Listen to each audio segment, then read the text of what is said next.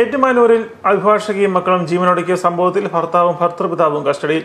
ജിസ്മോൾ സണ്ണിയുടെ ഭർത്താവ് Jimmy, ഭർത്തൃപിതാവ് Joseph എന്നിവരെയാണ് Ettumanoor police കസ്റ്റഡിയിലെടുത്തത്. ഇവരെ ചോദ്യം ചെയ്യുന്ന നടപടികൾ പുരോഗമിക്കുകയാണ്. യുവതിയും മക്കളും ഭർത്തൃ വീട്ടിൽ ശാരീരിക മാനസിക പീഡനങ്ങൾ അനുഭവിച്ചിരുന്നതായി ജിസ്മോളുടെ കുടുംബം ആരോപിച്ചിരുന്നു. ഇതിൽ കുടുംബം പോലീസിൽ പരാതി നൽകിയിരുന്നു. ഏറ്റുമാനൂരിൽ ഹൈക്കോടതി അഭിഭാഷകയായ പാല മുത്തോലി സ്വദേശി അഡ്വക്കേറ്റ് ജിസ്മോൾ തോമസ്, മക്കൾ നേഹ മരിയ, നോറ ജിസ്ജിമി എന്നിവർ കഴിഞ്ഞ 15-നാണ് പുഴയിൽ ചാടി ജീവനൊടുക്കിയത്. മുൻ പഞ്ചായത്ത് അംഗമായിരുന്നു ജിസ്മോൾ. ഭർത്തൃ വീട്ടിലെ മാനസിക ശാരീരിക പീഡനത്തെ തുടർന്നാണ് ജിസ്മോൾ ജീവനൊടുക്കിയതെന്നാണ് യുവതിയുടെ കുടുംബത്തിന്റെ ആരോപണം. ഭർത്താവ് ജിമ്മിയും അമ്മയും സഹോദരിയും ജിസ്മോളെ മാനസികമായി പീഡിപ്പിച്ചിരുന്നതായാണ് യുവതിയുടെ കുടുംബം പറയുന്നത്. യുവതിയെ ഭർത്തൃ വീട്ടിൽ തടഞ്ഞു വെച്ചിരുന്നതായും ആരോപണമുണ്ട്.